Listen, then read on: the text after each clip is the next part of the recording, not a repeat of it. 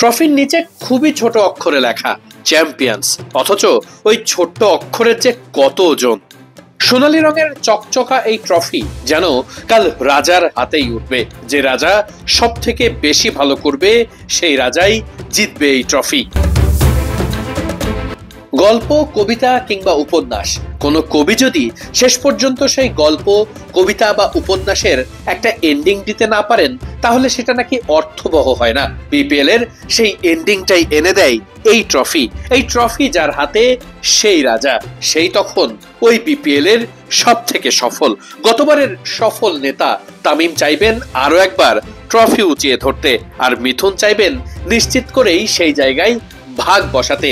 কে জিততে চলেছে আরাধ্য এই ট্রফি? ট্রফির কাছে যেতেই যেন শরীরটা শিউরে ওঠে।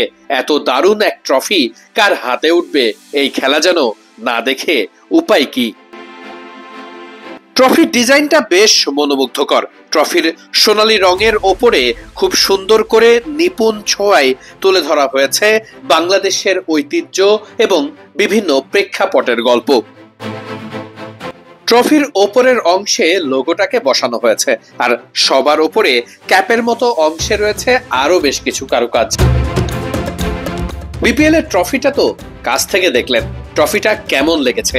আর সব থেকে বড় ব্যাপার, এই ট্রফিটা কারা জিতবে? আপনি কোন দলকে সমর্থন করছেন? সেই উত্তরটা জানার অপেক্ষায় থাকলাম আমরাও। কমেন্ট বক্স তো খোলাই আছে, সেখানেই বলে আসুন আপনার মন্তব্য। আপনি কোন দলের পক্ষে, চট্টগ্রাম নাকি বরিশাল?